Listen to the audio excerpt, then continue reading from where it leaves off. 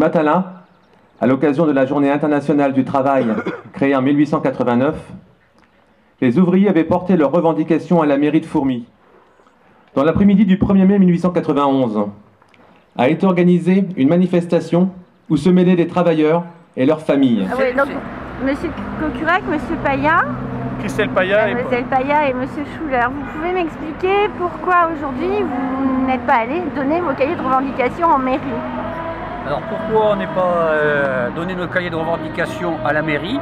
Parce que Michael Hiro a fait en sorte de nous demander d'aller dans son bureau faire le cahier de revendication à 9 h.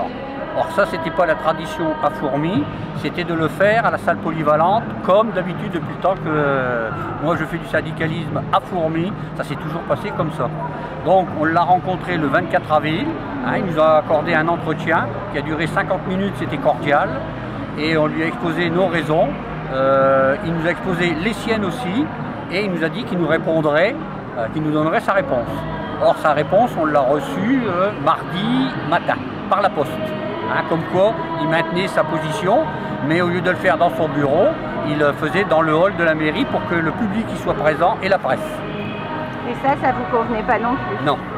Non, on voulait garder la tradition à Fourmies de le faire à la salle polyvalente, qui pour nous ne changeait rien par rapport aux médailles du travail. Oui, sa position c'était de dire que c'était une cérémonie que pour les médaillés du travail. Or, au départ, c'était pas ça. Là, vous allez faire... Là, oui, pour la première fois, donc, on a fait notre défilé à part devant la municipalité. On a déposé nos gerbes aussi séparément au cimetière de Fourmies. Et là, on va faire notre cahier de revendication à l'extérieur, en public, puisque il ne veut pas que l'on le fasse dans la salle. Ok, merci. Prendre en compte les enjeux écologiques qui passe par l'amélioration du pouvoir d'achat et la création d'emplois. La pression sur les salaires et la... Donc, monsieur le maire, vous n'aviez pas souhaité donc, que les syndicats remettent les cahiers de revendication au moment de la remise de médailles.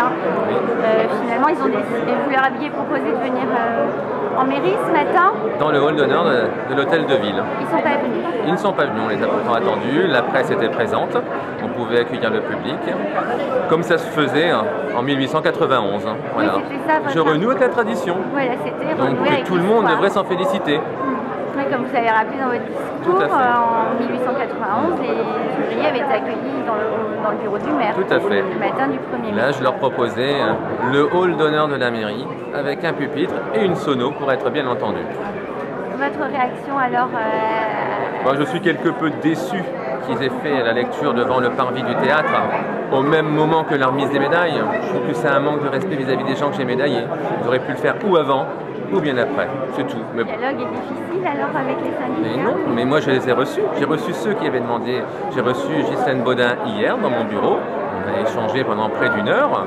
Voilà. J'ai reçu aussi M. Payat, la CFDT, il y a 8 jours. Il n'y a aucun problème. Si la CGT s'était présentée, je les aurais aussi reçus. Et s'ils m'appellent pour que je les reçoive demain, je les recevrai demain. Il n'y a aucun problème. Moi, je suis prêt à dialoguer. D'accord, vous étiez prêt à... Je ne céderai pas à toutes les exigences, mais je suis prêt à dialoguer. Voilà, il n'y a aucun problème. D'ailleurs, je l'ai dit. Je suis là pour l'écoute.